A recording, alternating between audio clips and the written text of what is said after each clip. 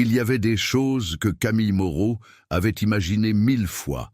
Le moment où elle franchirait le seuil du domaine des roses. La lumière de fin d'après-midi filtrant par les hautes fenêtres du salon principal, teintant les nappes blanches de reflets dorés. Le souffle qu'elle retiendrait une seconde avant d'entrer, les mains serrées autour du bouquet de pivoine et de muguet, les dents légèrement mordues sur la lèvre intérieure pour ne pas pleurer trop tôt. Elle avait imaginé le regard de Julien quand il la verrait arriver. Ce regard précis, cette fraction de seconde où il comprendrait que les 2 années d'économie, les 150 heures de couture, les nuits passées à border à la main sur la dentelle héritée de sa grand-mère provençale, que tout cela prenait sens dans un seul instant. Elle avait imaginé cela si souvent qu'elle connaissait la scène dans ses moindres détails, comme une chorégraphie apprise par cœur, répétée en silence chaque matin en prenant le métro jusqu'au Marais. Elle n'avait pas imaginé Élodie dans le couloir. Sa cousine se tenait devant la porte du salon principal, les bras légèrement écartés du corps, dans cette position que les gens adoptent quand ils veulent simultanément barrer le passage et disparaître à travers le mur. Élodie avait les yeux rouges depuis un moment déjà. Camille le vit tout de suite, avant même de remarquer l'expression sur son visage, cet assemblage particulier de honte, de pitié et d'une résolution forcée qui ne lui allait pas du tout. Élodie était quelqu'un de vivant, de bruyant, qui riait trop fort et prenait trop de place dans les pièces. Là, elle semblait rétrécie. « Camille », dit-elle, juste le prénom. Juste 2 syllabes, portées par une voix qui s'était cassée avant même d'avoir fini de prononcer le mot. Camille s'arrêta, le bouquet dans ses mains, les 150 heures de dentelle brodée à la main contre sa peau, les talons neufs achetés en solde chez une boutique de la rue du Temple qui lui faisait légèrement mal depuis le taxi. Elle s'arrêta et elle regarda sa cousine, et elle comprit avant qu'Élodie ouvre la bouche, une 2e fois. Elle comprit à la façon dont l'air avait changé dans le couloir, à la qualité particulière du silence venant du salon derrière la porte. Pas le silence de gens qui attendent dans une retenue joyeuse, mais le silence de 85 personnes qui savent quelque chose et ne savent pas quoi faire de ce qu'elles savent. « Il est parti », dit Élodie. Sa voix était méconnaissable. Il y a 2 heures, avec Sophie. Camille n'entendit pas immédiatement tous les mots. Elle les entendit dans l'ordre, séparés, comme si chacun mettait un peu plus de temps que le précédent à traverser l'espace entre elles deux. Alors Julien est parti, pas en retard, pas coincé dans les embouteillages du périphérique, pas en train de chercher une place de parking dans les rues mal commodes des environs. Parti, il y a 2 heures. Pendant qu'elle était encore dans sa chambre d'hôtel, à quelques kilomètres de là, a demandé à Élodie de reboutonner les 32 petits boutons dans son dos, en riant parce que ses doigts tremblaient d'une sorte d'impatience heureuse. Avec Sophie, la marraine, Sophie Dubois, qui avait serré Camille dans ses bras la semaine précédente en lui disant qu'elle était la plus belle mariée qu'elle aurait jamais vue. « Il a laissé un mot », ajouta Élodie, et elle tendit un carré de papier plié. Camille le prit, l'ouvrit. 6 mots, écrits à la hâte sur du papier à lettres du domaine des roses, comme s'il avait arraché la première feuille disponible sans réfléchir. « Pardon, je suis vraiment amoureux d'elle. » Elle plia le papier, le mit dans sa petite pochette blanche, regarda à la porte du salon. Il y eut 2 minutes. 2 minutes exactes. Elle le sut plus tard en y repensant, parce que le temps avait cette propriété étrange de se solidifier dans les moments impossibles, pendant lesquels elle n'entendit plus rien d'autre que le battement de son propre cœur. Un battement lent, régulier, étonnamment calme, les fleurs dans sa main, la dentelle de sa grand-mère contre ses poignets, le papier plié dans la pochette blanche.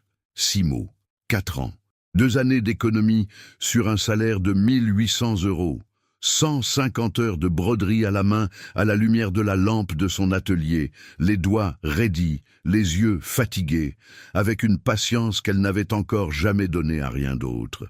Puis, elle leva le menton. Ce geste-là, le menton levé, la colonne vertébrale qui se redressait d'un millimètre imperceptible, était plus vieux qu'elle. C'était le geste de sa mère quand le propriétaire venait réclamer le loyer en retard. Le geste de sa grand-mère quand les voisins de la Provence parlaient d'elle avec condescendance. Un geste transmis silencieusement de femme en femme, sans qu'on le nomme jamais, sans qu'on l'enseigne explicitement, seulement montré, répété, jusqu'à ce qu'il devienne un réflexe. Elle passa devant Élodie, ouvrit la porte du salon. 85 personnes se turent instantanément. Le silence s'abattit avec une précision presque physique, comme une pression dans les oreilles. Des visages connus et d'autres à peine familiers, collègues, voisins, quelques clients de l'atelier que Julien avait insisté pour inviter, la famille de Julien installée aux meilleures tables avec des expressions qui oscillaient entre le soulagement coupable et l'embarras pur. Les bougies sur les tables étaient allumées, les fleurs des centres de table étaient exactement celles qu'elle avait choisies. Le DJ dans le coin s'était figé, une main sur son casque. Camille alla jusqu'au centre de la pièce. Elle n'avait pas prévu ce qu'elle allait dire. Les mots vinrent d'un endroit qu'elle ne connaissait pas encore, ou qu'elle ne connaissait qu'en théorie, ce réservoir profond qui s'ouvre uniquement quand tout le reste a fermé. « Le mariage est annulé », dit-elle. Sa voix ne trembla pas. « Mais la fête est payée. Restez, mangez, célébrez ce que vous voulez. » Puis elle alla s'asseoir à la table principale, seule, face à son assiette vide et à la carafe de Bordeaux déjà entamée que quelqu'un avait laissée là. Elle prit une serviette, la déplia avec soin, la posa sur ses genoux. La salle mit quelques minutes à reprendre vie. D'abord des murmures, puis le cliquetis des couverts, puis une conversation hésitante qui s'amplifia progressivement jusqu'à devenir quelque chose qui ressemblait, de loin, à une soirée normale. Personne ne vint s'asseoir à sa table. Ce n'était pas de la cruauté, c'était de la gêne collective, cette paralysie sociale particulière qui s'empare des gens face à une douleur trop visible et trop digne à la fois. Les gens ne savaient pas quoi faire d'une femme qui avait le dos droit et les yeux secs dans une situation qui appelait les larmes. Alors ils laissèrent sa table vide et parlèrent entre eux en regardant ailleurs. Camille but le premier verre de Bordeaux lentement, en observant les flammes des bougies. Elle pensa à sa grand-mère, Madeleine, qui gardait la dentelle dans une boîte en carton sous son lit dans la maison de Gordes, une dentelle vieille de 30 ans, protégée de la lumière, parfumée à la lavande, gardée pour un jour important qui n'était jamais venu du vivant de Madeleine. « Pour toi », avait-elle dit à Camille 3 ans avant de mourir, avec la simplicité de quelqu'un qui remet un objet ordinaire. Camille avait passé des semaines à incorporer cette dentelle dans le corsage du vestido, chaque point calculé pour ne pas abîmer le tissu fragile, chaque aiguillé décidé après réflexion. Elle pensa à cela, à la dentelle contre sa peau en ce moment, à ses doigts qui avaient brodé dans la lumière jaune de l'atelier en pensant à quelque chose de différent de ce qui était en train de se passer. La carafe était vide quand la porte latérale du salon s'ouvrit. Camille ne leva pas les yeux immédiatement. Elle entendit des pas les pas d'un serveur, pas le rythme fluide et habitué de quelqu'un qui connaît exactement sa trajectoire dans une salle. Des pas légèrement hésitants, d'un homme qui s'aperçoit qu'il est entré dans le mauvais endroit, mais qui ne repart pas tout de suite. Elle finit par lever les yeux. Un homme de 39 ans environ, chemise sociale claire aux manches retroussées jusqu'aux coudes, pantalon bien coupé mais sans ostentation, une tablette numérique sous le bras gauche. Il regardait la salle avec une expression de légère perplexité, comme quelqu'un qui consulte mentalement un plan d'étage et réalise que la réalité ne correspond pas tout à fait. Les cheveux bruns, légèrement désordonnés, non pas par recherche d'effet, mais par le genre de désordre naturel d'un homme qui pense à autre chose depuis le matin. Il n'était pas en train de chercher quelqu'un. Il avait juste ouvert la mauvaise porte. Camille regarda la carafe vide devant elle. Elle n'avait pas envie de se lever. Elle n'avait pas envie de faire signe à un serveur de l'autre côté de la salle. Elle regarda l'homme à la chemise retroussée sans vraiment le regarder, avec la légère distraction de quelqu'un dont l'attention est tournée vers l'intérieur depuis des heures. « Vous pouvez en apporter une autre, s'il vous plaît ?» dit-elle, en pointant la carafe du bout du doigt. Celle du centre, là. L'homme s'arrêta. Il y eut un silence d'une durée impossible à calculer. 3 secondes, peut-être 4. Camille ne vit pas son expression changer parce qu'elle regardait la bougie devant elle. le petit cercle de cire fondue qui s'élargissait lentement à la base de la flamme. L'homme ne dit rien. Il posa la tablette sur une chaise libre, traversa la salle jusqu'au buffet central, prit la bouteille de Bordeaux qu'elle avait indiquée. Une Château Margaux, 2018, remarqua-t-il. Une bouteille à 140 € que quelqu'un avait placée là, sans y penser, et revint à la table principale. Il versa le vin dans le verre de Camille avec un geste précis, sans en renverser une goutte. Puis il resta debout, à côté de la table. Camille leva les yeux sur lui, pour la première fois vraiment. Il y avait quelque chose dans sa façon de se tenir qui ne correspondait pas tout à fait à l'image du serveur qu'elle avait projeté sur lui sans y réfléchir. Pas d'uniforme, pas la posture effacée et fonctionnelle des professionnels de salle. Il se tenait debout à côté de sa table, de la façon dont les gens se tiennent debout quand ils prennent une décision. Les épaules légèrement tournées vers elle, le poids du corps bien réparti, quelque chose dans le regard qui observait sans la juger. Il s'assit à côté d'elle, sans demander.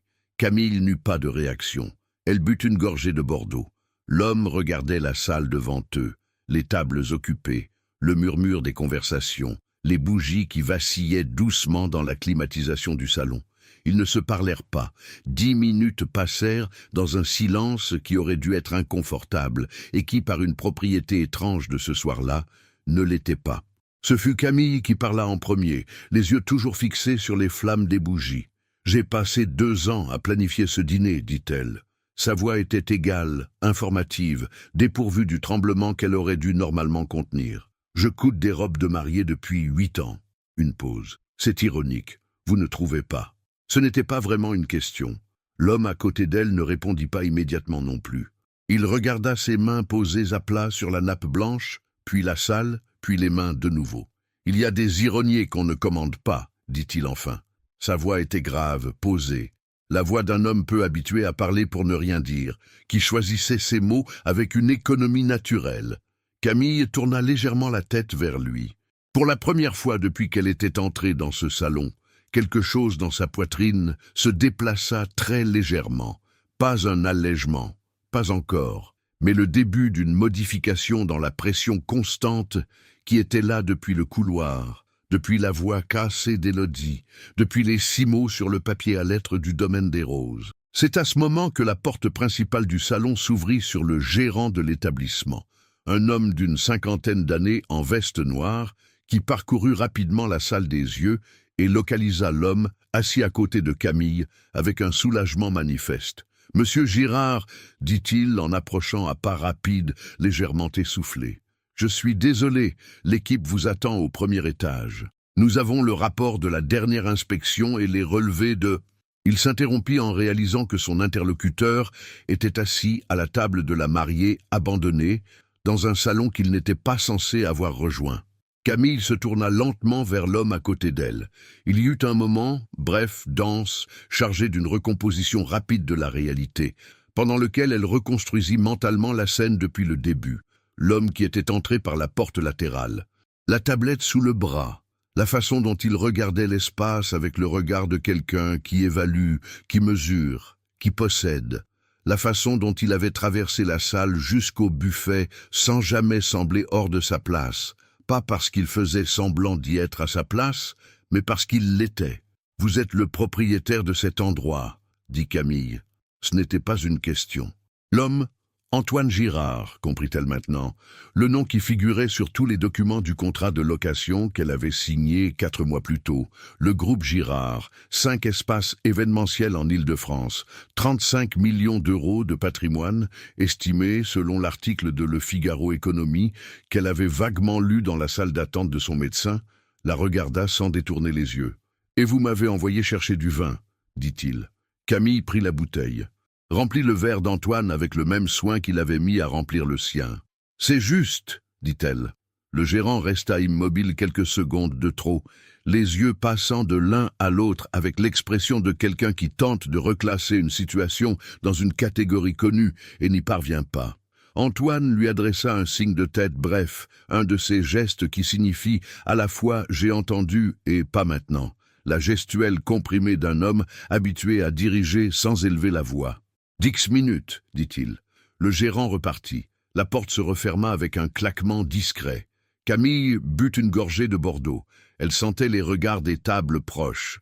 Pas francs, pas directs, mais ce genre d'attention périphérique que les gens exercent quand ils observent quelqu'un sans vouloir être vus en train d'observer. Elle s'en moquait. Elle s'en moquait avec une précision qu'elle n'aurait pas pu expliquer si on le lui avait demandé.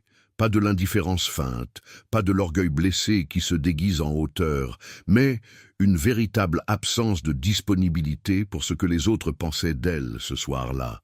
Elle avait dépensé tout ce qu'elle possédait en quantité limitée sur autre chose. Antoine ne chercha pas à expliquer sa présence. Il ne s'excusa pas. Il ne produisit aucune de ces phrases de réparation sociale que les gens fabriquent dans les moments ambigus pour huiler les rapports humains. Il resta assis, les deux mains posées à plat sur la nappe, et il regarda la salle devant lui avec la même tranquillité attentive qu'il avait depuis le début. Ce fut cette tranquillité-là que Camille remarqua en premier. Pas son apparence, bien qu'il y eût dans sa façon d'occuper l'espace quelque chose d'immédiatement lisible, une assurance physique sans effort qui parlait d'habitudes coûteuses et de matins sans urgence financière. Ce fut la tranquillité, l'absence totale de besoin de remplir le silence. Elle pensa à Julien, par contraste involontaire, à la façon dont Julien remplissait systématiquement les silences. Pas par enthousiasme, elle le comprenait maintenant avec une clarté froide, mais par une forme d'inconfort avec lui-même, une nécessité de couvrir l'espace vide avant qu'il révèle quelque chose. Julien avait toujours été très présent en apparence et très absent en substance. Elle avait mis 4 ans à faire la distinction. « Ce vestido !» dit Antoine, et sa voix était basse, comme s'il ne s'adressait pas à la salle, mais seulement à l'espace entre eux deux. « Vous l'avez fait vous-même. » Ce n'était pas une question non plus. Il regardait le corsage, la dentelle au niveau des poignets, les broderies qui couraient le long des épaules, avec une précision qui ne ressemblait à rien de ce qu'on trouvait dans le commerce. Le regard d'un homme qui savait lire les objets, pas par connaissance particulière de la couture, mais par cette compétence plus générale de reconnaître la valeur de ce qui demande du temps. Camille baissa les yeux sur ses mains. Les 2 petites cicatrices à l'index droit, marques d'aiguille, passées à travers le tissu à des heures où la lumière était insuffisante et la concentration épuisée. Elle les connaissait comme on connaît quelque chose d'intime et de peu remarquable à la fois. « 150 heures, dit-elle. La dentelle appartenait à ma grand-mère. Elle venait de Provence. Elle la gardait depuis 30 ans dans une boîte sous son lit. Elle dit cela simplement, sans chercher les faits. C'était un fait parmi d'autres. Dans la série de faits qui composèrent ce soir, Antoine ne dit rien. Il écouta, vraiment écouta, avec cette qualité d'attention particulière qui se reconnaît physiquement. Une légère inclinaison du corps vers l'autre, une immobilité qui n'est pas passivité mais concentration. Elle s'appelait Madeleine, continua Camille, et elle ne sut pas exactement pourquoi elle continuait. Peut-être parce que l'alternative était le silence total, et que le silence total ce soir-là aurait eu une texture différente de celle du silence partagé. Elle cousait aussi, pas des robes de mariée, des vêtements de travail, des tabliers, des choses utiles. Elle disait que coudre, c'était penser avec les mains, que le tissu gardait la mémoire de qui le travaillait. Antoine porta le verre à ses lèvres. « Vous le croyez ?» Camille réfléchit une seconde, une vraie seconde, pas une pause rhétorique. « Ce soir, moins qu'avant, dit-elle. » Il y eut quelque chose dans l'honnêteté brute de cette réponse qui modifia légèrement l'atmosphère entre eux, comme si une tension invisible, qui n'était pas de la méfiance mais de la prudence, s'était détendue d'un cran. Pas assez pour changer quoi que ce soit de réel, juste assez pour que la conversation puisse continuer sans effort. Les derniers convidés commencèrent à partir vers 22 heures. D'abord les familles, avec des enfants, puis les collègues de Julien, qui sortirent sans passer par la table principale, dans une dérobade collective silencieuse et compréhensible. Puis les proches de Camille, Élodie en dernier, qui s'arrêta à 2 mètres de la table avec une expression qui voulait dire « je reste si tu veux », et à qui Camille fit un signe de tête, bref, qui voulait dire « Non, ça va, pars. Élodie hésita, puis elle prit son manteau et sortit. Le gérant revint une deuxième fois à 22h30 pour signaler poliment que les équipes de nettoyage devaient intervenir. Antoine lui dit que ça pouvait attendre. Le gérant disparut de nouveau. La salle se vida progressivement jusqu'à ce qu'il ne reste plus que les bougies qui achevaient de se consumer, les tables abandonnées avec leurs verres à moitié pleins, les serviettes froissées, les centres de fleurs légèrement affaissés, tout ce décor d'une célébration suspendue qui ressemblait maintenant à un tableau de peinture flamande, quelque chose entre l'abondance et l'abandon. Camille ne bougea pas. Elle n'avait pas envie de rentrer dans l'appartement de Saint-Denis, 47 mètres carrés, où le loyer avait 1 mois et demi de retard, où ses affaires étaient encore à moitié dans des cartons, parce qu'elle devait déménager avec Julien le lendemain dans l'appartement qu'ils avaient visité ensemble, rue des Abbesses, dans le 18e. Elle n'avait pas envie de monter dans un taxi et de regarder Paris défiler derrière la vitre dans sa robe à 150 heures qui n'avait servi à rien. Elle n'avait nulle part où aller avec urgence. Alors, elle resta. Antoine resta aussi. Il avait remonté les manches de sa chemise encore un peu. Il avait posé la tablette sur la chaise voisine et ne l'avait pas rouverte depuis que le gérant était parti. Il n'avait pas pris de téléphone. Pour un homme dont une inspection surprise dans l'un de ces 5 établissements représentait quelques heures de travail structurel, il donnait l'impression d'avoir décidé, à un moment précis et difficile à identifier, que rien d'autre n'était prioritaire. « Vous faites ça souvent ?» dit Camille. « Les inspections surprises. » Assez régulièrement. Et vous entrez toujours dans les mauvaises salles. Il tourna légèrement la tête vers elle. L'ombre d'un sourire. Pas un sourire complet, plutôt le commencement d'un, la modification subtile du coin de la bouche qui précède. Rarement, dit-il. Camille regarda les bougies. 2 d'entre elles venaient de s'éteindre presque simultanément, laissant de minces filets de fumée s'élever dans l'air climatisé. « Pourquoi vous êtes resté ?» demanda-t-elle. Directe, sans préambule, à la façon dont elle posait les questions quand elle était fatiguée et que la politesse de surface lui semblait coûteuse pour rien. Antoine prit un moment. Pas un moment d'hésitation. Plutôt le moment de quelqu'un qui choisit la réponse exacte plutôt que la réponse facile. Parce que vous aviez l'air d'être la seule personne honnête dans cette pièce, dit-il enfin. Camille ne répondit pas immédiatement. Elle tourna le verre de Bordeaux entre ses doigts, sentit la rugosité légère du cristal contre la pulpe de ses doigts. Elle pensa à la façon dont cette réponse aurait pu sonner comme une flatterie calculée, venant d'un homme d'une autre soirée, d'une autre circonstance, et à la façon dont elle ne sonnait pas comme ça du tout ce soir-là. Pas parce qu'elle était naïve, elle ne l'était pas, ou du moins pas sur ce point-là, mais parce qu'il y avait dans le débit de cette phrase quelque chose d'irréductiblement factuel. « Je coûte des robes pour que d'autres femmes se marient, dit-elle lentement, en regardant le tissu sur ses genoux. 8 ans que je regarde des femmes essayer leurs robes dans mon atelier. Je vois leur visage dans le miroir au moment où elles enfilent la robe. Ce moment précis, avant qu'elles arrangent leur expression pour les photos. C'est le vrai visage. » Elle marqua une pause. « J'ai toujours pensé que je savais ce que ça voulait dire, ce moment-là. Ce soir, j'en suis moins certaine. » Antoine l'écoutait sans bouger. « Ce qui est étrange, » continua Camille, et sa voix avait quelque chose d'analytique, d'observateur, comme si elle parlait d'une autre personne dont elle examinait le cas avec intérêt, « c'est que la chose qui me fait le plus mal n'est pas lui. Enfin si, mais pas de la façon que j'aurais cru.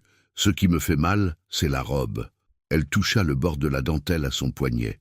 150 heures, et le tissu de ma grand-mère, et le fait que tout ça était censé compter pour quelque chose. « Ça compte toujours, » dit Antoine. Camille le regarda. « Le fait que personne ne soit là pour le voir ne change pas ce que ça représente, » dit-il. Sa voix était posée, sans inflexion sentimentale. Il disait cela comme un fait établi, pas comme une consolation. Ce n'est pas parce qu'une chose n'atteint pas sa destination qu'elle perd sa valeur. C'est juste qu'elle attend. Camille resta silencieuse un moment.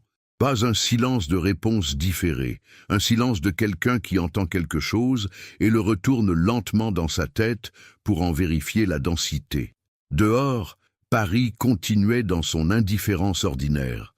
Les voitures sur la nationale au loin. Un avion quelque part dans les altitudes. Le murmure de la nuit à l'extérieur des hautes fenêtres du domaine des Roses, dans ce silence de la proche banlieue parisienne qui ressemble au calme mais garde toujours, dans ses couches profondes, quelque chose de la vibration de la ville. Il était presque minuit.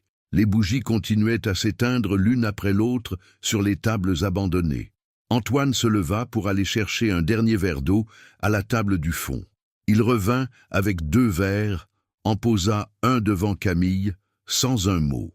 Elle le prit. Ce geste simple, cette attention portée sans commentaire, fut la première chose de la soirée qui lui fit monter quelque chose à la gorge. Pas le papier avec les 6 mots, pas le regard d'Élodie dans le couloir, pas les 85 personnes qui avaient regardé ailleurs, un verre d'eau posé devant elle sans qu'elle l'ait demandé. Elle prit une longue inspiration, retint quelque chose, le laissa repartir. « J'ai un appartement dans le 7e, dit Antoine, et le changement de sujet fut si inattendu qu'elle le regarda. 250 mètres carrés. Je n'y mange jamais vraiment. Je veux dire, un repas complet, à table, avec quelqu'un. » Il marqua une pause. « Ce soir, c'est la première fois depuis longtemps que je reste assis à une table sans regarder mon téléphone. » Camille le regarda encore quelques secondes. Puis, elle porta le verre d'eau à ses lèvres. « 250 mètres carrés, dit-elle. C'est trop grand pour une personne. Mon appartement fait 47 mètres carrés. C'est peut-être la bonne taille pour une personne. » Elle réfléchit. « Non, dit-elle. C'est juste la taille que je peux me permettre. » Il ne répondit pas à ça. Il n'y avait rien à répondre qui ne soit condescendant ou faux.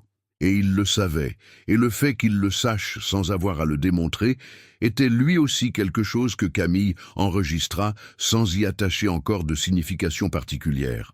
La dernière bougie de leur table s'éteignit.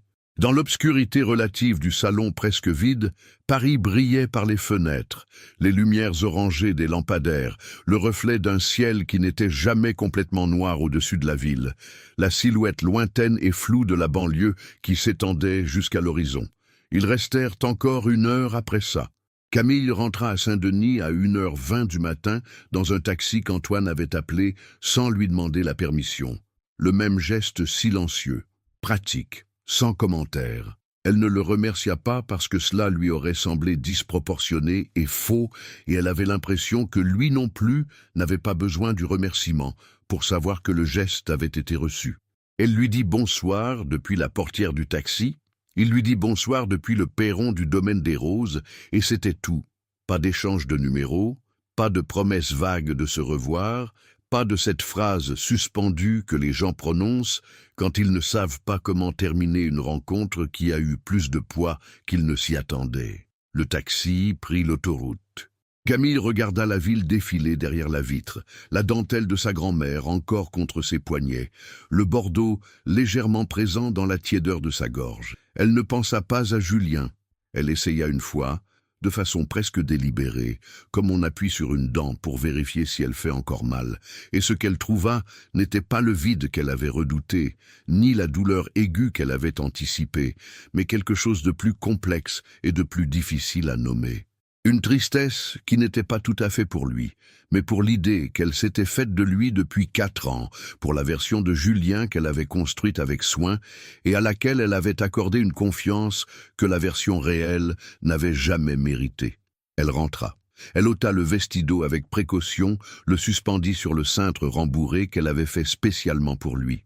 Elle regarda la dentelle un long moment dans la lumière faible de sa chambre. Puis elle alla se coucher. Elle dormit 6 heures d'affilée, sans rêve dont elle se souvint. Le lundi matin, elle ouvrit l'atelier Marais Couture à 8h30, comme tous les lundis. Elle alluma les machines, prépara le café, disposa les commandes de la semaine sur le plan de travail, 2 ourlets à finir, une robe de cocktail en attente d'ajustement et le corsage d'une robe de mariée pour une cliente qui devait venir essayer jeudi. Elle s'assit devant sa machine et elle travailla. Ses 2 collègues, Nadia et Priscille, arrivèrent à 9h. Il y eut un moment, 5 secondes, peut-être 6, pendant lequel elles la regardèrent toutes les 2 en cherchant le protocole approprié pour cette situation sans précédent dans leur expérience commune. Puis Nadia posa un croissant sur le bord de son plan de travail sans un mot, et Priscille mit de la musique, pas de la musique sentimentale, de la musique d'atelier, quelque chose de rythmé et d'indifférent, et elles se mirent au travail aussi. Ce fut la chose la plus gentille qu'on lui fit ce jour-là. Les jours suivants passèrent dans ce même régime de travail constant et de silence productif. Camille cousit. Elle prit les rendez-vous, reçut les clientes, mesura, ajusta, conseilla sur les tissus avec la précision accumulée de 8 années d'expérience. Le soir, elle rentrait à Saint-Denis, mangeait quelque chose de simple, une soupe, du pain, des œufs, et elle relisait parfois les contrats de location du domaine des Roses qu'elle avait gardés dans un tiroir. Non pas par masochisme, mais par une sorte de besoin de vérification factuelle, de se rappeler que les choses avaient été réelles et que leur annulation n'effaçait pas la réalité qu'elles avaient eue. Elle pensait à Antoine, par intermittence. Pas avec insistance, plutôt la façon dont une image revient naturellement quand on ne la cherche pas, dans les espaces entre deux tâches, entre deux pensées utiles, la façon dont il était resté assis, sans remplir le silence. La façon dont il avait dit ça compte toujours, sans adoucir le mot par une intonation consolatrice. Elle n'y attachait pas de sens particulier. Elle notait simplement le retour de l'image et continuait à coudre. Ce fut le 10e jour après le mariage annulé qu'il entra dans l'atelier. Camille était dos à la porte, penchée sur une table de coupe, en train de tracer un patron sur du papier kraft. Elle entendit la clochette d'entrée, le petit carillon métallique qui sonnait à chaque ouverture de la porte, et dit, sans se retourner, 1 seconde, avec le stylet encore dans la main, achevant le tracé de l'arc de la manche avant de lever les yeux. Antoine Girard était debout dans son atelier.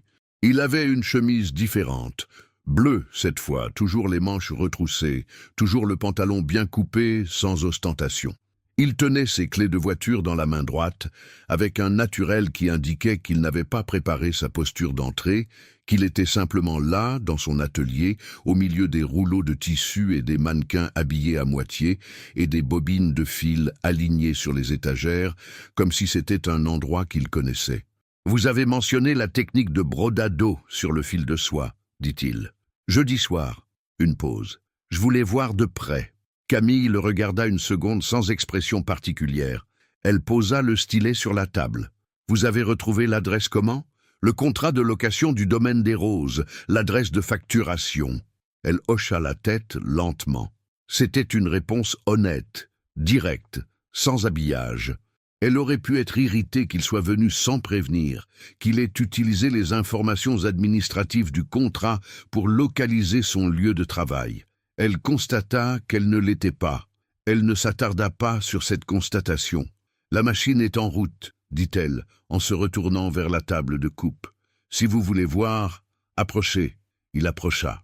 Il se tint à 1 mètre de distance, les mains dans les poches, à la bonne distance, remarqua-t-elle, celle qui permet de regarder sans envahir.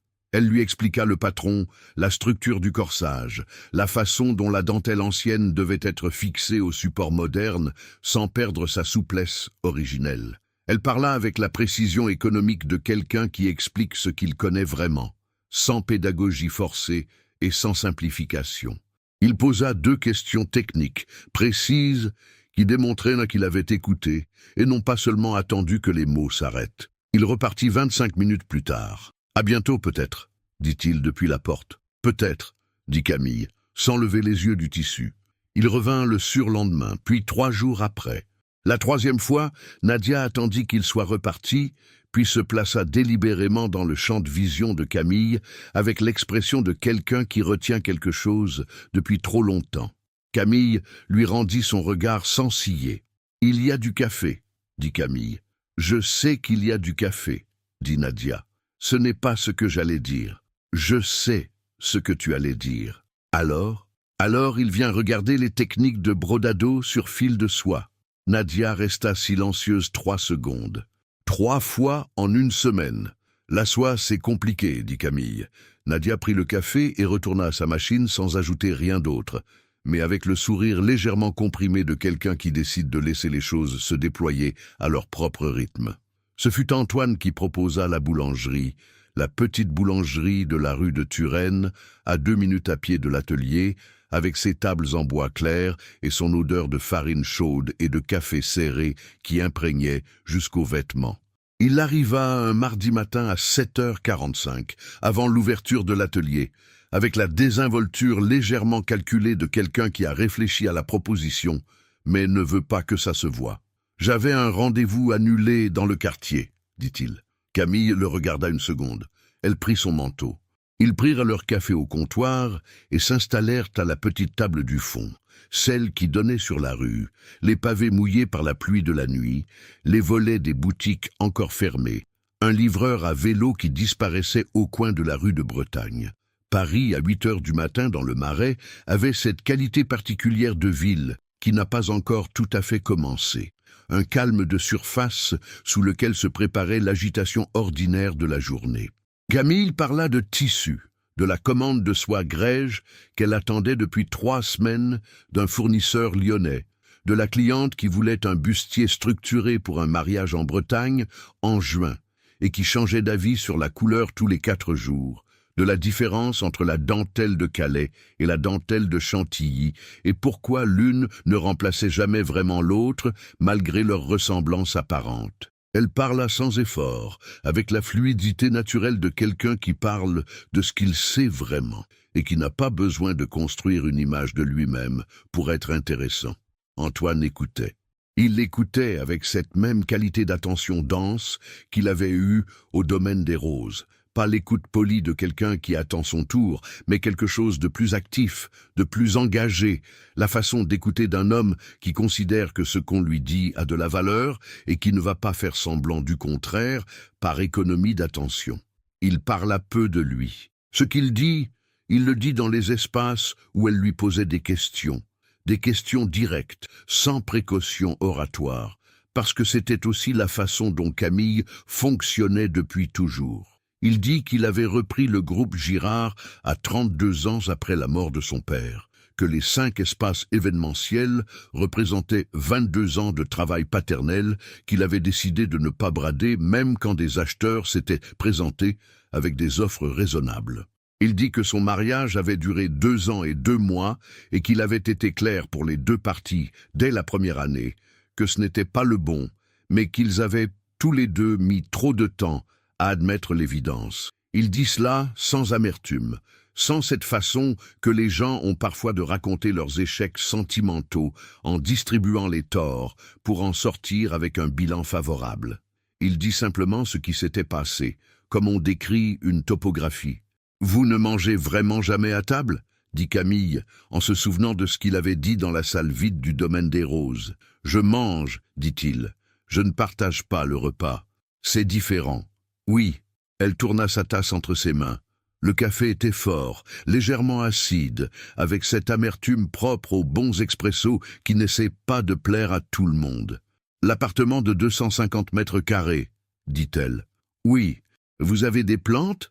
Il la regarda, légèrement surpris par la question. « Non. Un chien? Non. Des tableaux? Quelques-uns. Récupérés dans la succession. Je n'aurais pas choisi les mêmes. » Camille hocha la tête lentement.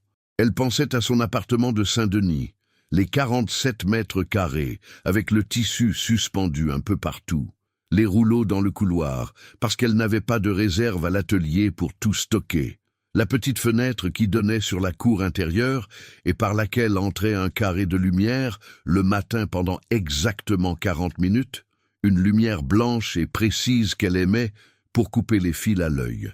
Elle pensait à la plante sur l'appui de fenêtre, un ficus que sa mère lui avait donné il y a 5 ans, toujours vivant, toujours légèrement de travers vers la lumière. « Les plantes, ça aide, dit-elle. Je vais y penser. » Elle finit son café, regarda l'heure. 8h55. L'atelier ouvre dans 5 minutes. Il se leva en même temps qu'elle. Ils sortirent dans la rue. L'air frais du matin contre les joues, les pavés encore humides, qui réfléchissaient le ciel gris de ce mardi d'avril. Ils marchèrent les 2 minutes jusqu'à l'atelier dans un silence qui n'appelait rien. À la porte, Camille sortit sa clé. Antoine resta sur le trottoir. « Demain matin ?» dit-il. Elle mit la clé dans la serrure. « 7h45 » dit-elle, et elle ouvrit la porte et entra. Dans les jours qui suivirent, la boulangerie de la rue de Turenne devint une habitude, sans qu'ils aient eu besoin de le décider explicitement. 7h45, la petite table du fond, le café fort et le pain au beurre, parfois des croissants. Une fois une brioche que la boulangère avait sortie du four 5 minutes avant leur arrivée et dont le beurre fondait encore dans les couches de la pâte. Camille la mangea en commençant par les coins. Antoine remarqua cela et ne le mentionna pas, mais elle vit qu'il l'avait remarqué. Elle parlait des tissus, des clientes, des techniques. Il parlait des espaces. Pas de la valeur marchande, jamais de chiffres, mais des histoires que les lieux avaient absorbées. Il lui dit qu'un des espaces de la région, une ancienne ferme rénovée en Essonne, avait servi de refuge pendant l'occupation et que les poutres du plafond gardaient des inscriptions en hébreu que les précédents propriétaires n'avaient pas voulu effacer. Il lui dit cela comme il disait toutes les choses importantes, sans annonce préalable, glissées dans la conversation avec la même densité que le reste. Camille percevait l'attraction comme une chose réelle et mesurable, avec la précision de quelqu'un habitué à évaluer les qualités des matières. Elle la sentait comme on sent la résistance d'un tissu tendu, présente et sans équivoque.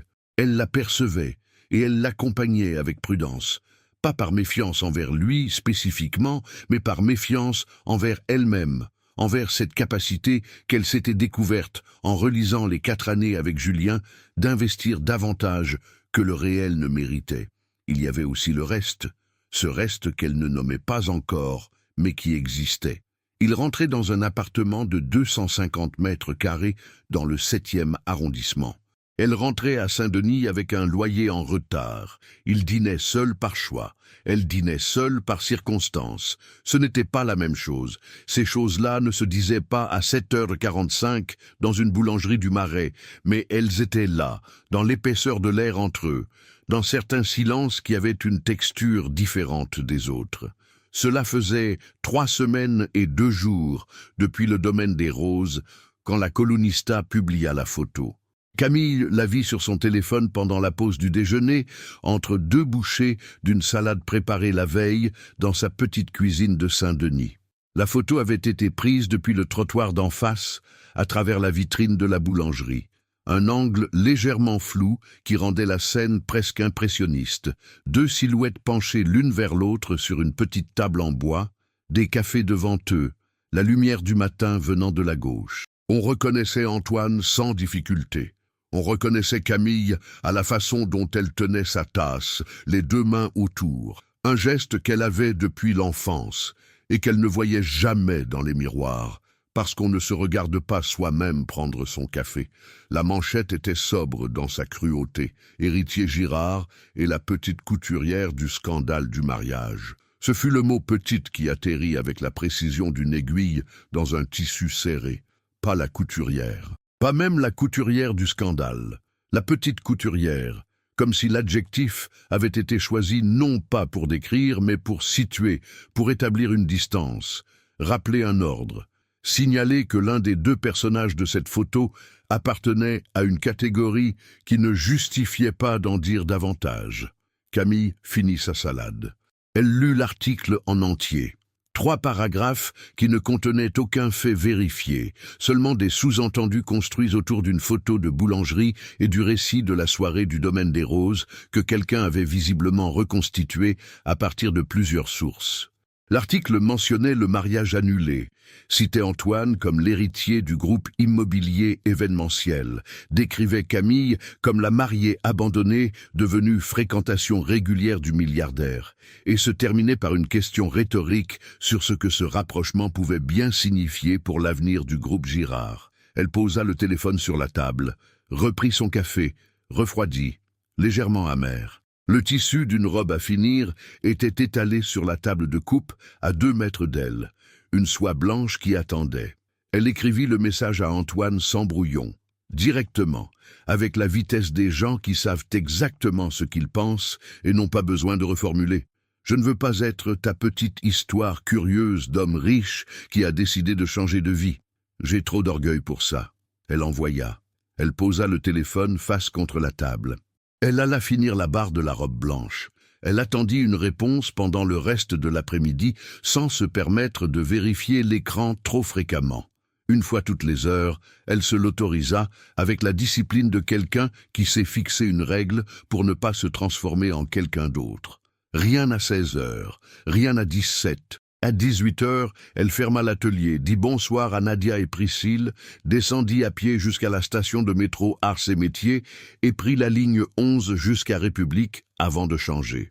Dans le métro bondé de fin de journée, serré entre un homme en costume qui consultait des tableurs sur son ordinateur et une femme avec un enfant qui s'était endormi contre son épaule, Camille regarda les publicités défiler dans les tunnels et pensa à ce qu'elle avait écrit. Elle ne le regrettait pas. C'était vrai, vrai avec la précision des choses qu'on sait sur soi-même depuis longtemps et qu'on n'a pas besoin de vérifier 2 fois. Elle n'avait pas envie d'être un récit. Elle n'avait pas envie d'être la couturière de banlieue que le milliardaire avait recueillie dans son salon de réception un soir de désastre sentimental et avec qui il prenait son café le matin pendant quelques semaines avant que la nouveauté s'estompe et que la distance réelle entre leurs vies reprenne toute sa largeur. Elle rentra, mangea, alla se coucher avec le téléphone sur la table de nuit, face contre la surface, et dormit avec cette résolution légèrement douloureuse des gens qui ont dit ce qu'ils pensaient et qui en assument le coût probable. Il fut là, le lendemain matin, pas à la boulangerie, directement à la porte de l'atelier, à 8h05, avant l'arrivée de Nadia et Priscille. Il tenait une enveloppe de format A4, pas de café, pas d'excuses préalables. Il l'attendait debout sur le trottoir avec la posture de quelqu'un qui a décidé quelque chose et qui n'est pas venu pour négocier la décision, mais pour la remettre. Camille ouvrit la porte, le regarda une seconde. « Vous n'avez pas répondu au message, dit-elle. « Non, dit-il. » Elle s'effaça pour le laisser entrer. Il entra, resta debout dans l'espace de l'atelier entre les mannequins et les rouleaux de tissu, et posa l'enveloppe sur le plan de travail le plus proche. « Ouvrez-la, dit-il. » Camille s'approcha. Elle prit l'enveloppe, l'ouvrit avec le même geste précis avec lequel elle découpait les enveloppes de patron, le long du bord, proprement, sans déchirer. Elle sortit 3 feuillets agrafés. Un document imprimé sur papier à en-tête du groupe Girard, avec la date d'hier, le titre en haut à gauche. Proposition de poste, designer textile, identité visuelle événementielle. Contrat CDI. Elle lut lentement, avec cette concentration totale qu'elle appliquait aux choses qui méritaient d'être comprises correctement plutôt que rapidement. La mission, concevoir les uniformes et l'identité visuelle textile des 5 espaces événementiels du groupe Girard. Poste basé au siège du groupe, rue du Bac, 7e arrondissement. Rémunération, 4 000 € mensuels bruts. Avantages, mutuelle, ticket restaurant, 13e mois. Durée du contrat, indéterminée. Clause de non-concurrence, limitée aux espaces événementiels en Île-de-France. Elle tourna la page. Lut les responsabilités détaillées, les critères d'évaluation, les droits de propriété intellectuelle. Ces créations lui appartenaient dans tous les usages extérieurs au groupe Girard. Elle retourna à la première page, relut le salaire, le compara mentalement à son salaire actuel, 1 800 € mensuels, 113e mois, sans mutuelle prise en charge par l'atelier. Antoine attendait. Il n'avait pas bougé, il n'avait pas regardé son téléphone. Il regardait Camille lire, et dans ce regard, il n'y avait ni impatience ni calcul, juste l'attention posée d'un homme qui a fait ce qu'il pensait juste et qui attend que l'autre personne en fasse quelque chose à son propre rythme. Camille leva les yeux. « Vous allez me dire que c'est pour mes compétences. »« Oui, dit-il. Puis, après une pause d'1 seconde, « parce que c'est vrai. Vous avez un directeur artistique au groupe. Il gère la communication digitale. Personne ne travaille le textile. Depuis 5 ans, j'achète des uniformes industriels à un fournisseur du Val-de-Marne qui ne comprend pas ce que je cherche et qui livre des choses que mes équipes détestent porter. » Une pause. J'ai besoin de quelqu'un qui sait ce que les matières racontent, pas quelqu'un qui sait faire des PowerPoint sur les matières. Camille regarda les feuillets. Ce n'est pas un favor déguisé. Non, vous allez travailler, vous allez être évalué, vous allez rendre des comptes à des directeurs d'établissement qui ont des avis très marqués sur l'esthétique et qui n'auront aucune gêne à vous le dire. Elle le regarda.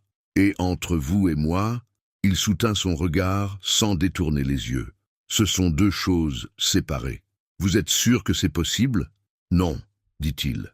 Et ce non, direct, sans filet, sans la parade rassurante qui aurait pu suivre, fut paradoxalement la réponse la plus honnête qu'il aurait pu donner. Pas oui, bien sûr, ça ne changera rien. Pas la fausse certitude du confort. Juste l'admission que personne ne savait vraiment, que c'était complexe, que les garanties n'existaient pas dans les situations complexes. Camille posa les feuillets sur le plan de travail. Elle prit un stylo dans le pot à crayon à côté de la machine. Elle relut la clause de propriété intellectuelle une deuxième fois, la clause de non-concurrence une deuxième fois, l'article sur la durée du préavis une deuxième fois. La mutuelle, dit-elle. Je veux qu'elle couvre les soins dentaires à 100% et pas seulement à 60%. Antoine la regarda. D'accord. Et la clause de non-concurrence? Je veux qu'elle soit limitée aux espaces événementiels en Île-de-France, mais qu'elle exclue explicitement les commandes privées de couture. L'atelier Marais Couture reste le mien.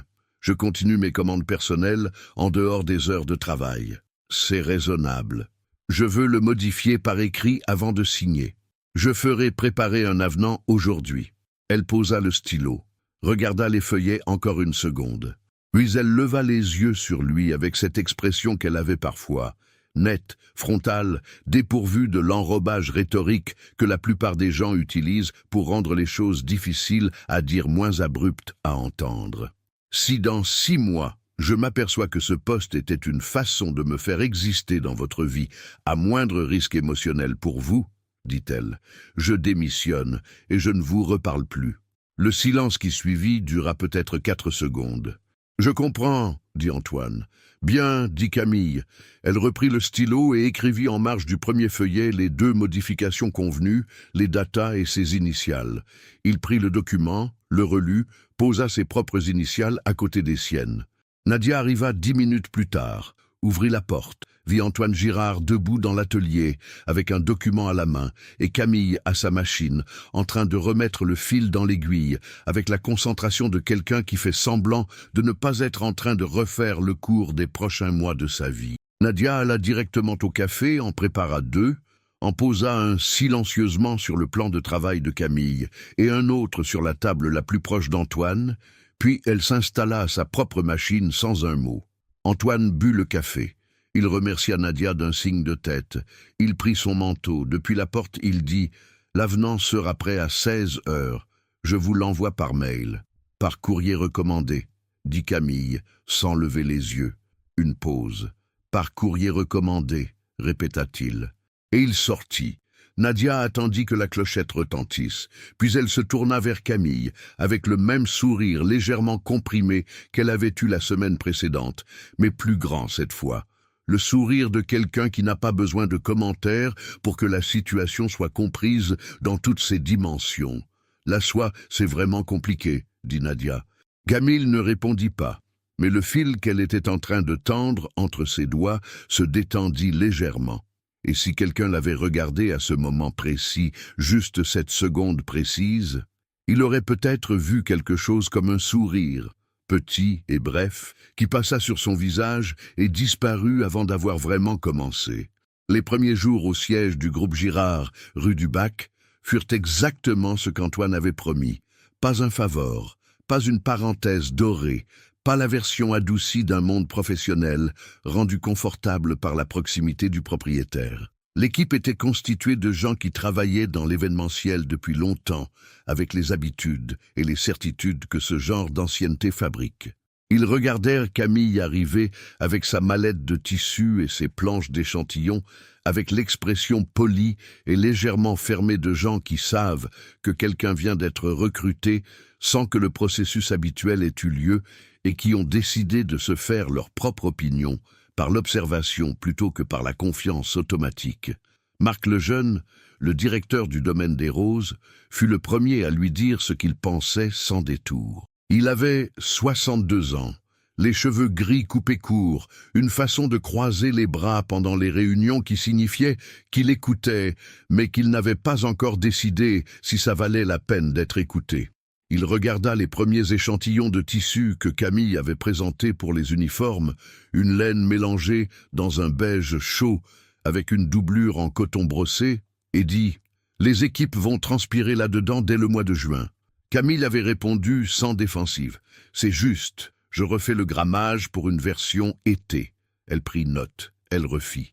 Elle revint 3 jours plus tard avec 2 propositions de grammage différents, accompagnées d'un tableau de comparaison thermique qu'elle avait préparé après avoir passé 2 heures à lire des études sur le confort textile en milieu de travail. Marc Lejeune regarda le tableau, regarda les échantillons, les prit entre ses doigts avec l'attention de quelqu'un qui connaît la différence entre un tissu correct et un tissu pensé. « Celui-là, dit-il, en indiquant le second. « C'est ce que je pensais aussi, dit Camille.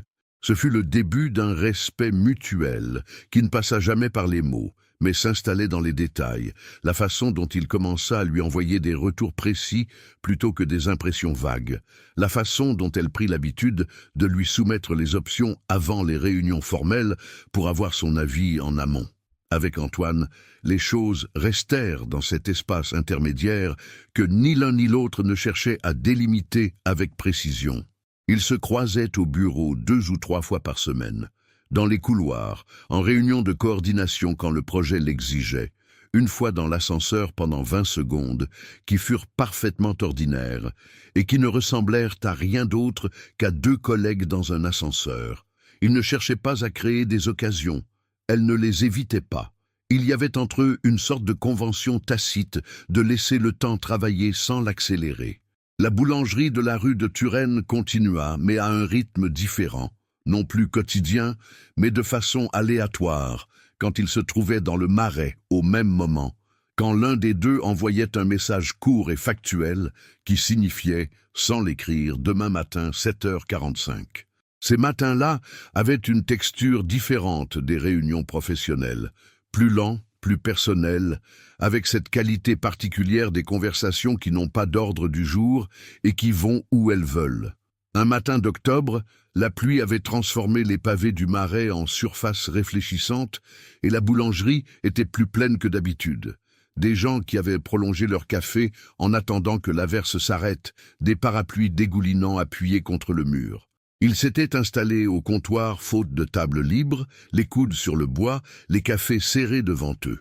Antoine avait dit, sans préambule particulier, « Mon père avait acheté le domaine des Roses à une famille qui voulait vendre après le décès du patriarche.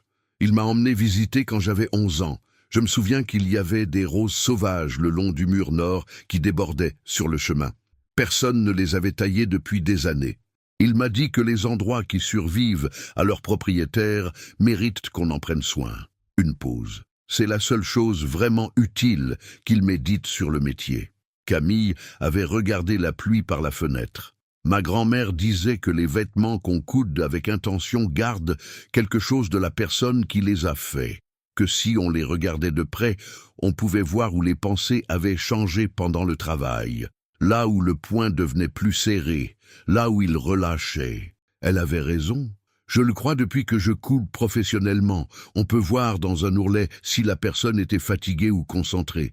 Dans une boutonnière, si elle était pressée ou patiente. Elle avait tourné sa tasse. Le corsage de ma robe, la dentelle de Madeleine. Il y a une section sur l'épaule gauche où les points sont plus petits que partout ailleurs. J'ai cousu cette partie le soir où Julien m'a dit pour la première fois qu'il voulait qu'on se marie. J'étais tellement heureuse que mes mains ne savaient plus à quelle vitesse aller. Antoine n'avait rien dit pendant quelques secondes. Et maintenant, avait-il demandé. Sa voix était égale, sans insistance. Camille avait réfléchi honnêtement.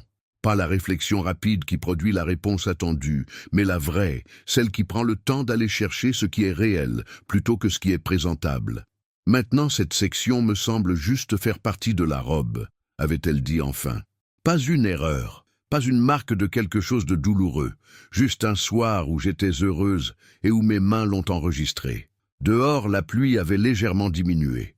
Un homme était sorti de la boulangerie avec son parapluie, avait regardé le ciel et était rentré précipitamment. Camille avait souri, pas pour Antoine, pas pour la situation, juste pour cet homme et son parapluie inutile. Antoine avait vu ce sourire. Il avait regardé son café. Pas ce soir-là, pas ce matin-là. Mais quelque chose dans cet espace entre eux s'était encore modifié d'un cran imperceptible, et ils le savaient tous les deux sans que cela nécessite d'être nommé. Ce fut en novembre que les choses se tendirent. Camille était en train de finaliser le dernier volet de la commande, les tabliers des équipes de cuisine, en lin épais avec un traitement imperméable, quand elle trouva, en cherchant des références techniques dans les archives du groupe, un dossier de communication interne daté de 4 mois avant son arrivée. Une étude de marché sur l'identité visuelle des espaces du groupe Girard, commandée à un cabinet conseil extérieur. Le cabinet recommandait de créer un poste interne de designer textile, avec un profil précis, une fourchette salariale précise, 4 000 à 4 500 €, et une liste de compétences requises, qui correspondait point par point à ce que Camille faisait depuis 20 ans et professionnellement depuis 8. Elle lut le dossier 2 fois. Elle resta immobile devant son écran quelques minutes, les mains à plat sur le bureau. Le poste existait indépendamment d'elle. Il avait été planifié, justifié, budgété bien avant que le domaine des roses soit réservé pour un mariage qui ne se ferait pas, bien avant qu'elle pointe une carafe vide en direction d'un homme qu'elle avait pris pour un serveur. Ce n'était pas une histoire inventée pour l'occasion, ce n'était pas un prétexte construit autour d'elle. Elle ferma le dossier. Elle alla à la réunion de l'après-midi avec Marc Lejeune et les 2 directeurs de l'Essonne. Elle présenta les tabliers de lin. Marc Lejeune demanda si on pouvait prévoir une version avec poche ventrale plus profonde pour les équipes de salle. Elle dit que oui, elle ajusterait le patron. En sortant de la réunion, elle croisa Antoine dans le couloir. Il venait en sens inverse. La veste de costume sur le bras, le téléphone à la main, pas la version calculée de lui-même, la version milieu de journée, légèrement occupée, légèrement ailleurs. « J'ai trouvé le dossier du cabinet conseil », dit-elle sans préambule. Il s'arrêta, la regarda. « Le poste était prévu depuis avant », dit-elle. « Oui. » Elle hocha la tête une fois, lentement, comme quelqu'un qui vérifie mentalement une chose et la range à sa place définitive. « Vous auriez pu me le dire. » « Oui, dit-il. J'aurais dû. » Pas d'explication, pas de justification construite après coup, juste l'admission nette, sans atténuation. Elle le regarda une seconde encore. « D'accord, dit-elle. » Et elle continua dans le couloir vers son bureau. Ce soir-là, rentrée à Saint-Denis, l'appartement de 47 mètres carrés dont elle avait réglé le loyer en retard le mois précédent avec les premiers versements du nouveau salaire, elle sortit la robe de son cintre, la posa sur le lit, l'étala doucement sur le dessus de lit blanc. Elle s'assit au bord du matelas et regarda la dentelle de Madeleine dans la lumière de la lampe de chevet, les poings serrés sur l'épaule gauche. Elle les trouva du bout des doigts sans les chercher, comme on retrouve quelque chose de connu dans l'obscurité.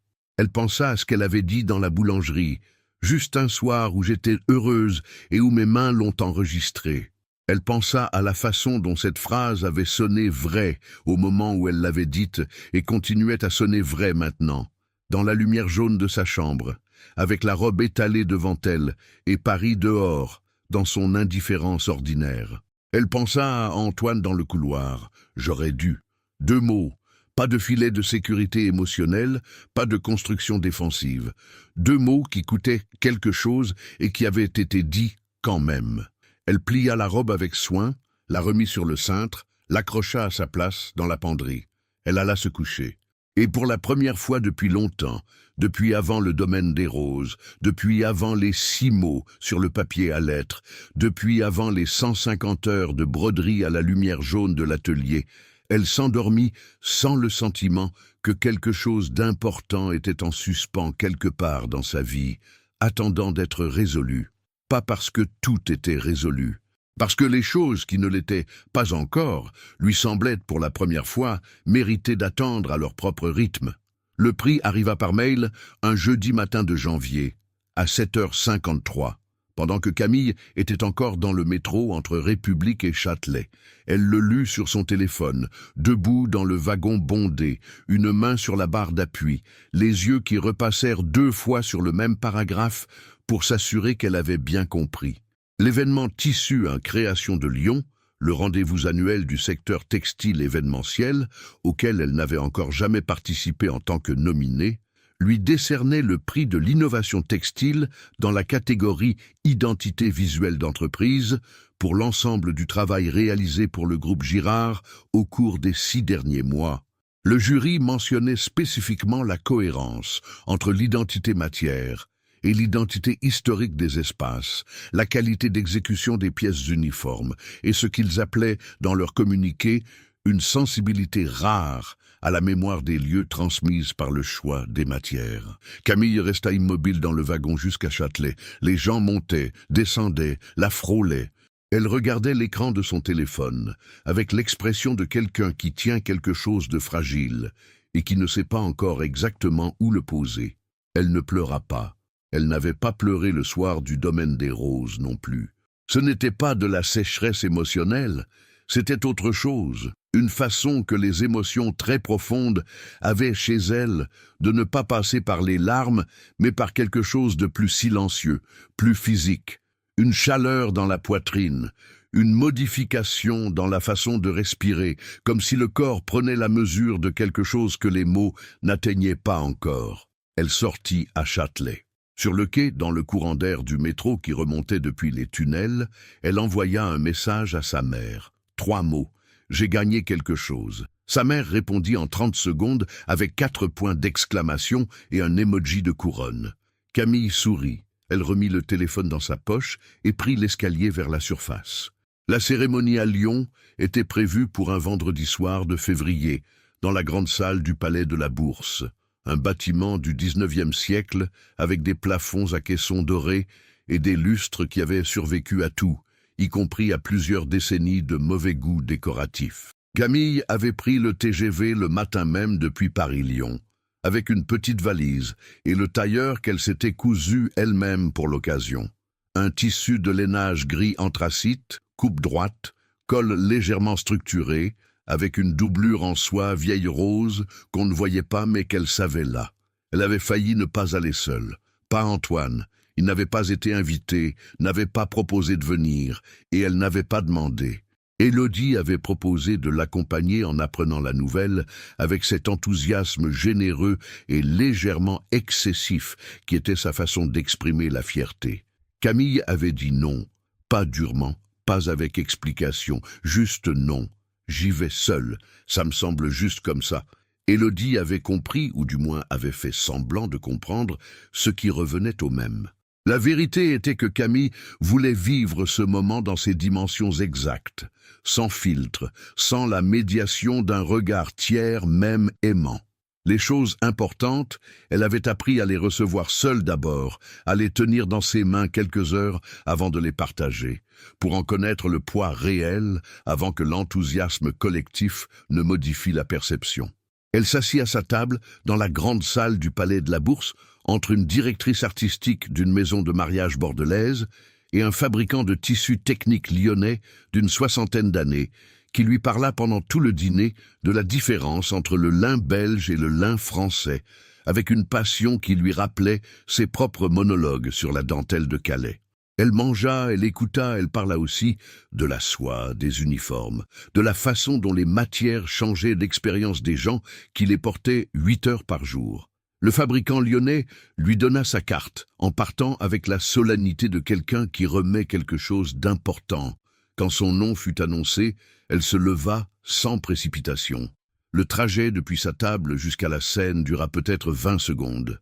Elle prit le trophée, un objet en métal et verre soufflé, pas très grand, plus lourd qu'elle ne s'y attendait, et regarda la salle depuis le pupitre avec le calme de quelqu'un qui a appris à ne pas remplir le silence inutilement. « Je coude depuis l'âge de 9 ans, dit-elle. Sa voix portait bien dans l'acoustique du palais. Ma grand-mère m'a appris que les matières gardent la mémoire de qui les travaille. J'ai mis longtemps à comprendre que ça valait aussi pour les lieux, que les espaces ont une matière, une texture, et que les vêtements qu'on leur donne peuvent soit ignorer ça, soit en faire partie. » Elle marqua une pause. « Ce prix est pour Madeleine Moreau, couturière de Gordes, qui gardait sa dentelle dans une boîte sous son lit depuis 30 ans, en attendant le bon moment. » Elle descendit de scène. La directrice bordelaise l'attendait avec un verre de champagne. Le fabricant lyonnais applaudissait trop fort pour quelqu'un assis au fond de la salle. Antoine était dans la salle. Elle ne le vit pas pendant la cérémonie. Il s'était installé à une table latérale, à l'écart, avec un badge de visiteur professionnel et non pas d'invité désigné, ce qui voulait dire qu'il s'était inscrit séparément, par ses propres moyens, sans que son nom figure sur la liste des accompagnants. Elle le vit en se retournant vers la salle, après avoir récupéré son trophée, pendant les applaudissements, une silhouette familière à une table du fond, chemise sombre, les mains qui frappaient dans celles des autres, avec un retard d'une demi-seconde, comme si les applaudissements l'avaient pris légèrement au dépourvu. Elle ne fit rien de cette information immédiatement. Elle finit le champagne avec la directrice bordelaise. Elle parla encore 20 minutes avec le fabricant lyonnais. Elle rangea le trophée dans sa valise avec un soin qui le préservait des chocs. Ce n'était qu'en cherchant son manteau au vestiaire qu'elle le trouva à côté d'elle.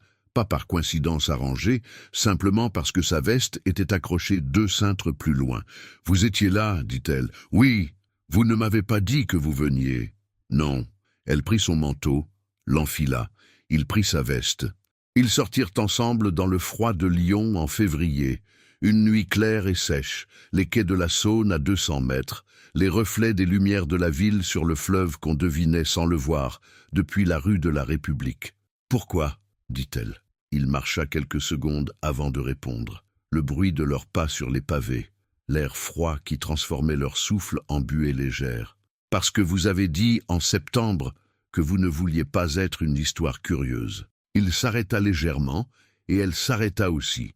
Et ils se firent face sur le trottoir, avec le froid de Lyon autour d'eux et la ville dans son indifférence tranquille. « Je voulais être là ce soir en tant que quelqu'un qui est venu parce que ça comptait, pas en tant que votre chef, pas en tant que l'homme qui vous a donné le poste, en tant que quelqu'un qui voulait voir ça de ses propres yeux. » Camille le regarda. Le trophée était dans la valise qu'elle tenait à la main droite. Elle en sentait le poids léger à travers le tissu.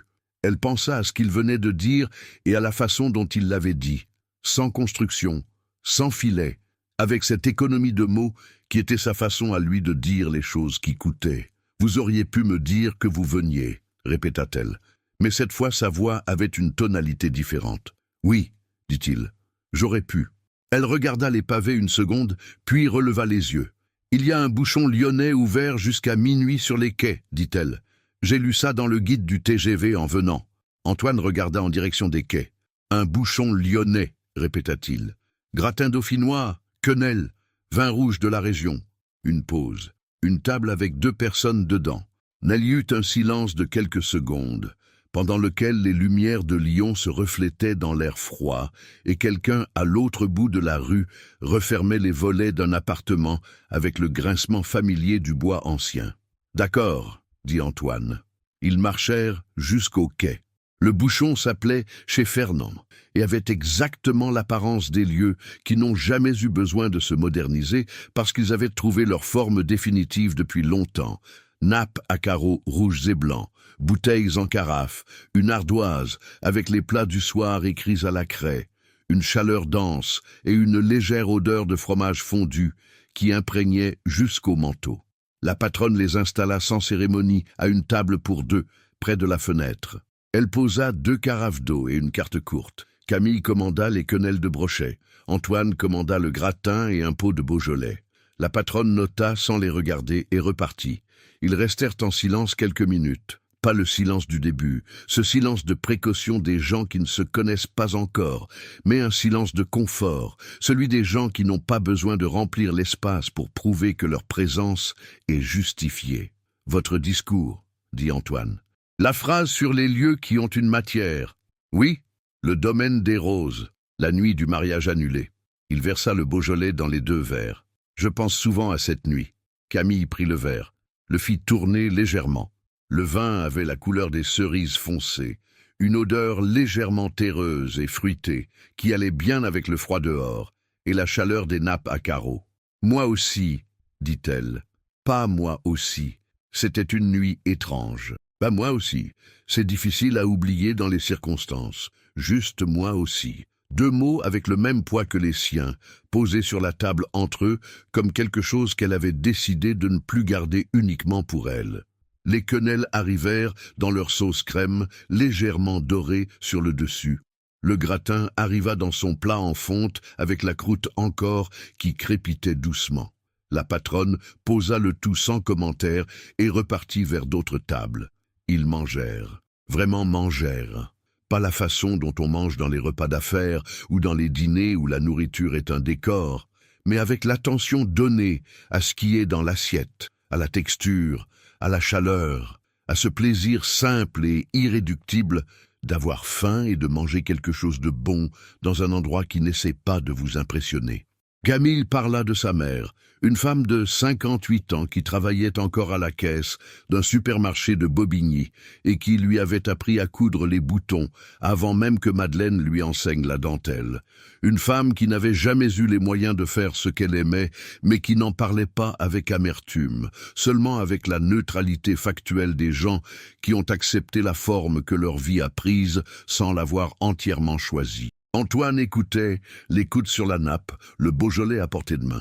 Il parla de son père, mort à 67 ans d'une crise cardiaque dans son bureau de la rue du Bac, devant les plans d'un 6e espace qu'il n'aurait jamais le temps de rénover. Un homme qui avait travaillé toute sa vie avec une intensité qui ne laissait pas de place à grand-chose d'autre, pas par manque d'amour, mais par une incapacité structurelle à croire que sa présence pouvait avoir de la valeur en dehors du travail. Antoine dit cela sans colère, avec la tristesse mesurée des gens qui ont fait le deuil de quelque chose depuis assez longtemps pour en parler sans être emportés. « J'ai failli vendre les espaces après sa mort, » dit-il. « Il y avait 3 acheteurs sérieux. J'avais commencé les négociations. Qu'est-ce qui vous a arrêté ?» Il réfléchit. Le reflet des bougies de la table dans le vin rouge. Les roses sauvages le long du mur nord, dit-il enfin. Je suis retourné au domaine des roses un dimanche matin pour faire l'état des lieux avant la signature. Elles étaient encore là, les mêmes qu'à 11 ans. Personne ne les avait taillées. J'ai pensé à ce qu'il avait dit.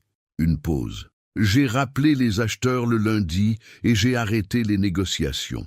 Camille le regarda, pas avec l'expression de quelqu'un qui entend quelque chose de beau et qui le signale, avec l'expression de quelqu'un qui reconnaît quelque chose. La façon dont on reconnaît un point de couture qu'on a fait soi-même dans un tissu qu'on pensait avoir oublié. La dentelle de Madeleine, dit-elle, et il comprit sans qu'elle développe. Le bouchon se vida lentement. La patronne passa une dernière fois avec l'addition, qu'Antoine prit avant que Camille puisse dire quoi que ce soit. Elle le regarda. « La prochaine fois, c'est moi, » dit-elle. Il y eut, dans cette phrase, « la prochaine fois », quelque chose qu'ils entendirent tous les deux. Pas une promesse, pas un engagement formulé avec des mots lourds. Juste la reconnaissance naturelle qu'il y aurait une prochaine fois, que cette soirée à Lyon, dans un bouchon avec des nappes à carreaux et du Beaujolais, faisait partie d'une série qui continuerait et que cette continuation n'était plus hypothétique. Dehors, le froid s'était encore accentué. Les quais de la Saône étaient presque déserts à cette heure. Quelques promeneurs lointains, le reflet des lumières sur l'eau noire, les façades de la presqu'île illuminées de l'autre côté. Ils marchèrent jusqu'à la gare de Lyon-Perrache pour les derniers TGV, côte à côte sur le trottoir des quais, sans se toucher, leur souffle formant de petits nuages dans l'air de février. À la gare, les départs étaient affichés sur les grands panneaux lumineux. 2 TGV pour Paris, en 40 minutes d'intervalle. Camille regarda les horaires. Le premier partait dans 18 minutes. « Je prends le premier, » dit-elle. Antoine regarda le panneau. « Le second pour moi. » Elle hocha la tête, prit sa valise à 2 mains. Le trophée à l'intérieur, le tailleur gris anthracite emballé soigneusement, la doublure en soie vieille rose qu'on ne voyait pas mais qu'elle savait là. Elle le regarda une dernière fois dans le hall de la gare de Perrache, sous les néons blancs qui donnaient à tout le monde la même lumière neutre et égalitaire. Et dans cette lumière, il n'était ni l'héritier du groupe Girard, ni l'homme aux 250 mètres carrés du 7e, ni aucune des choses que l'article de la coluniste avait mises en majuscule. Il était juste un homme dans un hall de gare, avec une veste sombre et les mains dans les poches, qui la regardait avec quelque chose dans les yeux qui n'avait pas encore de nom précis, mais qui était réel. Bonsoir, Antoine, dit-elle. Bonsoir, Camille. Elle prit le couloir vers le quai. Elle ne se retourna pas, non pas par résistance, mais parce qu'il n'y avait rien à vérifier. Certaines choses n'avaient pas besoin d'être regardées une deuxième fois pour être certaines. Le printemps arriva sur Paris, avec cette discrétion particulière de la ville qui ne se laisse jamais vraiment surprendre par les saisons. Progressivement, par accumulation de détails, les marronniers du boulevard Saint-Germain, qui verdissaient par le bas avant de verdir par le haut, les terrasses de café qui sortaient leurs chaises et leurs parasols un matin sans que personne ait annoncé que c'était le bon moment, la lumière qui changeait de qualité et d'angle entre février et mars de façon si graduelle qu'on ne le remarquait qu'après coup, en se souvenant comment les ombres tombaient quelques semaines avant. Camille le remarqua un mardi matin à l'atelier. La lumière par les fenêtres sur la rue de Bretagne avait cette couleur particulière du printemps parisien, une lumière blanche avec quelque chose de doré dedans, différente de la lumière blanche d'hiver qui était simplement blanche. Elle s'arrêta de coudre quelques secondes pour regarder le tissu sous ses mains dans cette lumière-là. La soie grège qu'elle travaillait prenait des reflets qu'elle n'avait pas vus depuis l'automne. Elle travaillait à mi-temps à l'atelier maintenant. 3 jours par semaine, le reste au siège du groupe Girard. L'arrangement avait été négocié quand elle avait signé le contrat. La clause qu'elle avait ajoutée sur les commandes privées, et dans la pratique cela voulait dire que les matins du Marais avaient une texture hybride, à cheval entre les deux vies. Les clientes qui venaient pour des essayages, le tissu et les aiguilles, et les dossiers du groupe ouverts sur l'ordinateur portable posé à côté de la machine. Nadia et Priscille s'étaient adaptées à cette présence partielle, avec la souplesse des gens qui comprennent que les équilibres évoluent et que l'important est que le travail soit fait. Elle avait déménagé en mars, pas très loin, un appartement de 62 mètres carrés à Belleville, dans le 20e, avec 2 vraies fenêtres côté cour et une lumière du matin qui durait plus longtemps que celle de Saint-Denis. Le loyer était de 1 280 €. Entièrement dans ses moyens maintenant, sans calcul difficile, sans le mois de retard structurel qui avait accompagné les 3 dernières années. Elle avait emballé ses affaires en 2 jours, aidée d'Élodie qui avait emballé le double de ce qui était nécessaire et oublié d'emporter les ciseaux de cuisine. Le vestido était le dernier objet qu'elle avait emballé et le premier qu'elle avait suspendu dans le nouvel appartement. Elle lui avait fait une place dans le couloir, pas cachée dans la penderie, pas exposée comme un objet de décoration, mais là, visible, sur son cintre rembourré, comme quelque chose qui avait sa place dans la vie ordinaire, et non pas dans les archives de ce qui avait été douloureux. La dentelle de Madeleine, dans la lumière du couloir, les poings serrés sur l'épaule gauche qu'elle connaissait du bout des doigts. Ce n'était plus la robe du mariage annulée, c'était la robe des 150 heures. La robe de Madeleine, la robe qui avait été dans la salle du Domaine des Roses, le soir, où elle avait pointé une carafe vide en direction d'un homme qu'elle avait pris pour un serveur. C'étaient toutes ces choses ensemble, indémêlables, et dans leur indémêlabilité, elles formaient quelque chose de complet plutôt que quelque chose d'abîmé. Antoine vint à Belleville un samedi matin d'avril. Elle lui avait envoyé l'adresse par message, sans cérémonie, si tu passes dans le coin un jour. Il était venu le samedi suivant avec 2 croissants dans un sac papier de la boulangerie de la rue de Turenne, traversant tout Paris depuis le 7e jusqu'au 20e, ce qui n'était pas exactement passé dans le coin, mais qu'aucun des deux ne mentionna. Camille ouvrit la porte. Il regarda l'appartement, les rouleaux de tissu dans le couloir, les étagères avec les bobines de fil, la machine à coudre dans le coin de la pièce principale avec la lumière de la fenêtre dessus, le ficus de sa mère sur l'appui de fenêtre, légèrement de travers vers la lumière comme toujours. Son regard s'arrêta sur le vestido dans le couloir. Il ne dit rien.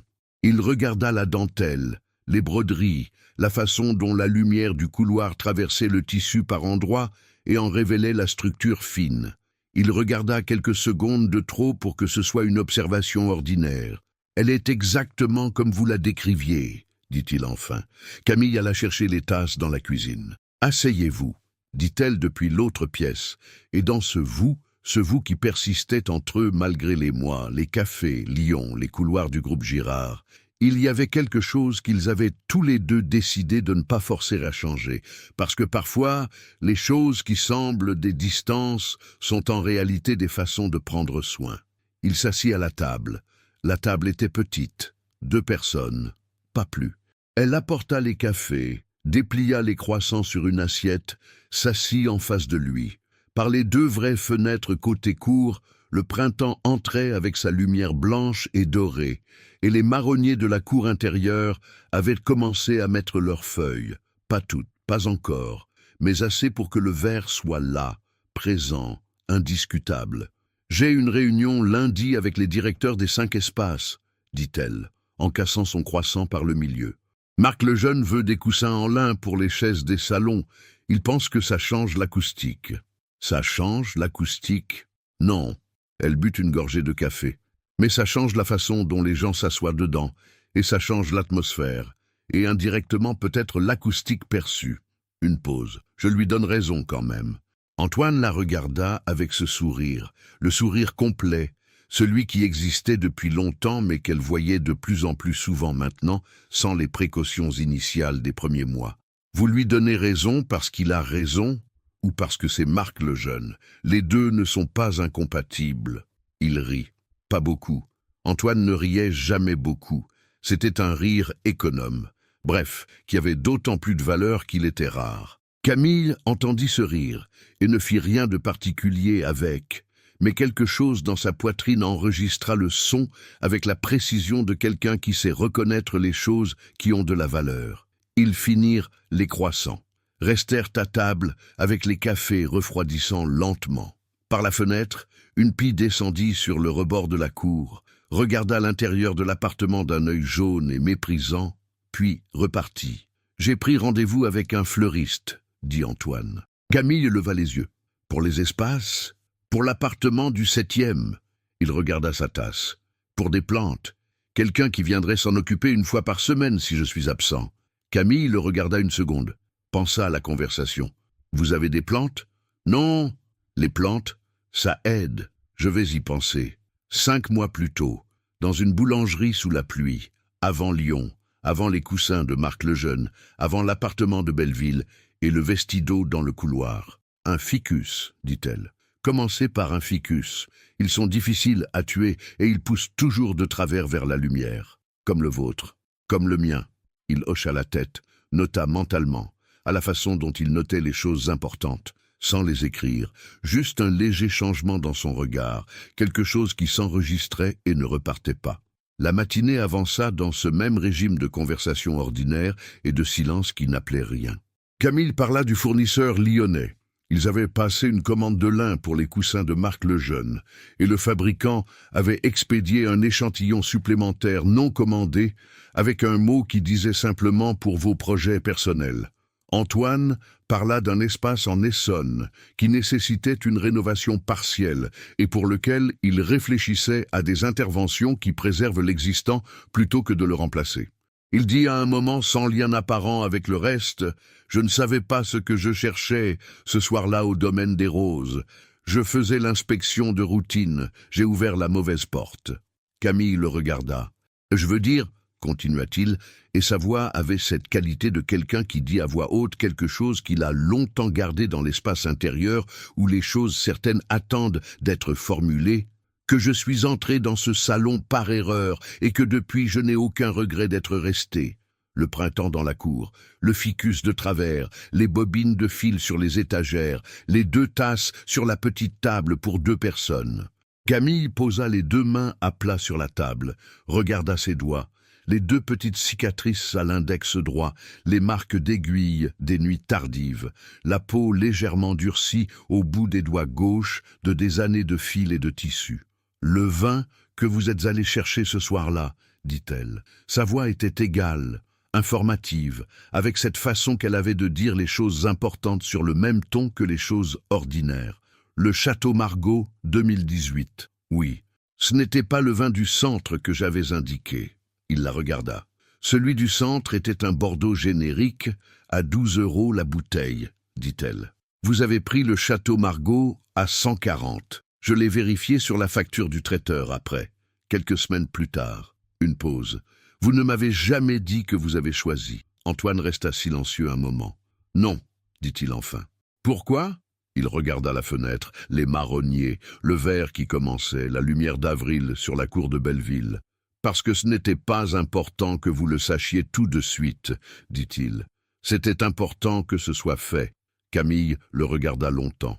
Pas avec l'expression de quelqu'un qui évalue une réponse pour décider si elle est satisfaisante, avec l'expression de quelqu'un qui reconnaît quelque chose, la même reconnaissance que dans le bouchon lyonnais, la même que dans le couloir du groupe Girard devant les deux mots « j'aurais dû », la même que dans tous les moments où cet homme avait dit ou fait quelque chose qui avait le poids exact de sa réalité, sans surplus ni déficit. Pas ce soir-là au domaine des Roses. Pas le lendemain à l'atelier, pas même à Lyon dans le froid de février, mais dans l'accumulation de tous ces moments, le verre d'eau posé sans qu'elle le demande, ça compte toujours, les deux mots dans le couloir, le TGV pris pour être là sans l'annoncer, le château Margaux choisi en silence, dans cette accumulation-là, quelque chose s'était construit qui n'avait pas besoin d'être déclaré pour être réel. Elle se leva, alla jusqu'au couloir, posa les doigts sur la dentelle du vestido, les poings serrés de l'épaule gauche, le soir où Julien avait dit « Je veux qu'on se marie » et où ses mains avaient enregistré le bonheur avant que le bonheur sache encore ce qu'il valait. Elle tint le tissu quelques secondes sous ses doigts, puis elle revint à la table, s'assit, prit sa tasse. « Il faudra 2 ficus, dit-elle. Un pour le 7e et un pour l'Essonne, si vous faites la rénovation. » Antoine la regarda. Ce sourire encore économe, bref, entier. D'accord. Dehors, Paris continuait dans son indifférence ordinaire de samedi matin, les voix dans la cour intérieure, une fenêtre qui s'ouvrait quelque part avec le grincement familier du bois ancien, les marronniers qui verdissaient du bas vers le haut, lentement, dans l'ordre exact des choses qui prennent le temps qu'elles doivent prendre. Et là, dans ce petit appartement de Belleville, avec la lumière d'avril sur les rouleaux de tissu, 2 tasses et 2 croissants sur une table pour 2 personnes, le vestido de Madeleine dans le couloir et un ficus de travers vers la fenêtre, Camille comprit que c'était exactement ce qu'était la richesse vraie. Pas le contrat CDI, pas le prix de Lyon, pas les 62 mètres carrés avec le loyer payé sans calcul. C'était ça, la table petite, la lumière du matin. Quelqu'un en face qui choisissait le bon vin en silence et qui venait de l'autre bout de Paris avec des croissants sans que ça soit rien d'autre que naturel. C'était la présence, c'était la constance, c'était la façon dont certaines personnes arrivent dans votre vie par la mauvaise porte et restent pour les bonnes raisons. Et c'était suffisant, c'était plus que suffisant, c'était tout.